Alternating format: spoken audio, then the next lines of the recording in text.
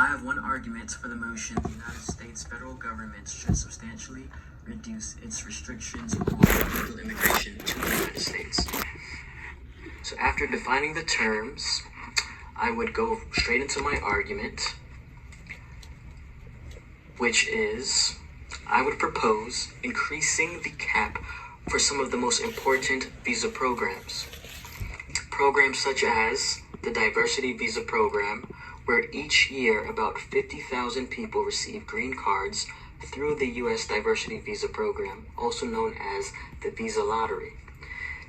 The second one would be the Affirmative Asylum or Immigration and Nationality Act, also known as INA. I would increase the cap on the refugee status for that as well.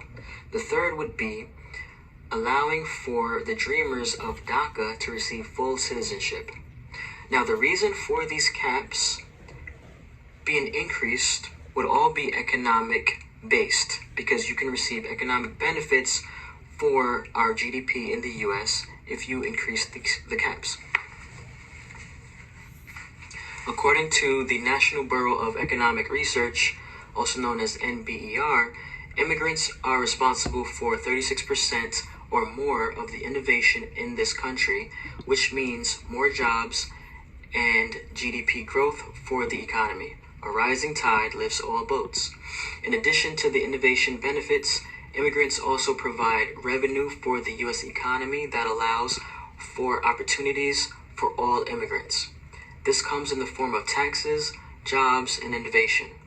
According to FWD, a 501 immigration lobbying group, the United States needs immigrants to stay competitive and drive economic growth.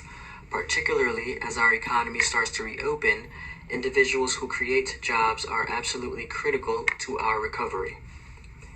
Immigrants are innovators, job creators, and consumers with an enormous spending power that drives our economy and creates employment opportunities for all Americans.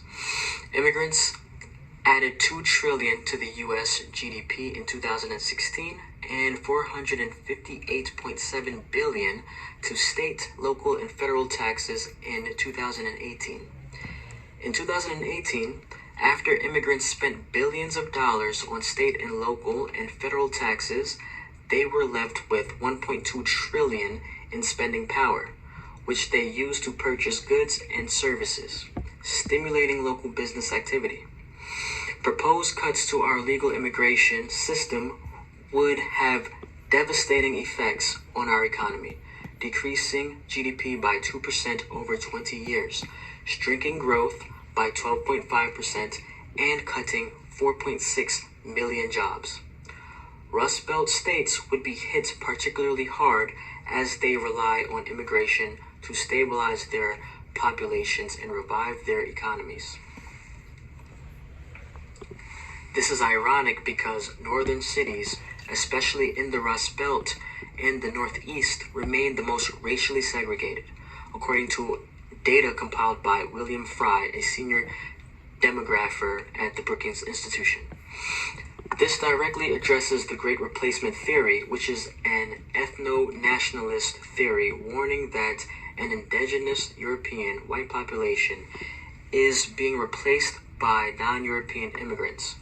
The Great Replacement concept was popularized by French writer Renaud Camus in his 2012 book, The Great Replacement. Camus postulated that black and brown immigrants were reverse colonizing native white Europeans. On the contrary, legal immigration in this country is providing jobs and financial stability for the white population that is supposedly being replaced. Using data from the Survey of Consumer Finances, also known as SCF, researchers at the Federal Reserve Bank of St. Louis find that the median white family had $184,000 in wealth in 2019 compared to just $38,000 and $23,000 for the median Hispanic and black families, respectively. Moreover, their analysis shows that the median wealth gap between white and black families has hardly changed over the last 20 years. Meanwhile, the gap between white and Hispanic families has improved slightly, but it remains large. If anything, the innovation immigrants provide allows for cheaper foods and products for American citizens to utilize while saving money as they are on their way to more wealth and prosperity.